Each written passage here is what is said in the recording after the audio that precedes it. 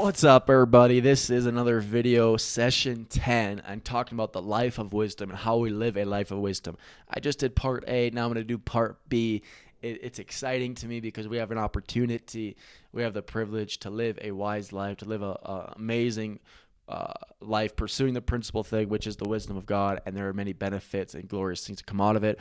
One little tip and trick I will give you of how you make life decisions is an acronym I came up with of FAITH.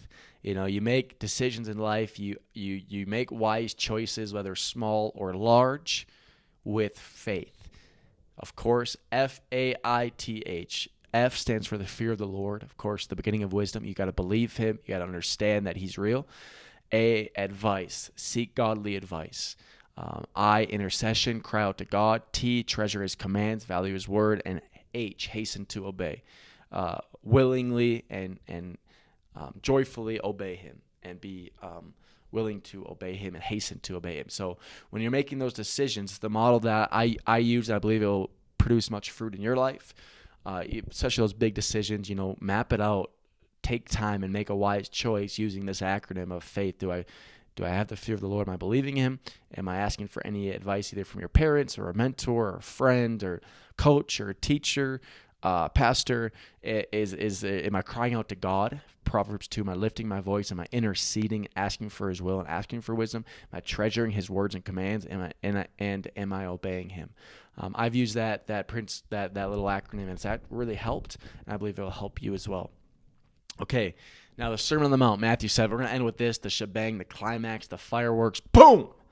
It's Matthew 5, 6, and 7. The very end of it is, therefore, whoever hears this saying of mine, I will liken him to a wise man who built his house upon the rock. Cut. We'll just stop right there. Often called the greatest sermon ever taught. Think about that. We hear Sunday sermons every day. We see them on Instagram. We see them on social media. We go to church. We see them on YouTube. We hear the pastors. We hear teachers. We hear preachers. We hear a lot of sermons and teachings and preachings. This is often called the greatest sermon ever taught.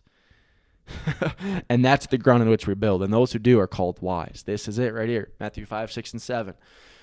My wife and I did a whole podcast on that. Maybe I'll link that in the description below. And we talked about the Sermon on the Mount. We talked about what Jesus is saying there, the commands he's giving, the teachings he's teaching, and then hopefully breaking that down so that we can understand it, value it, and live it. And those who do are called wise. The final call I want to give is to live with the spirit of wisdom. Seek it. Find it, attain it, value it, and whatever you do, hold on to it. Do not let go as if your life depended upon it. Wisdom from above is the fuel for us to live this blessed, beneficial life. Jesus tells us to live our lives like this and to build our lives upon this teaching.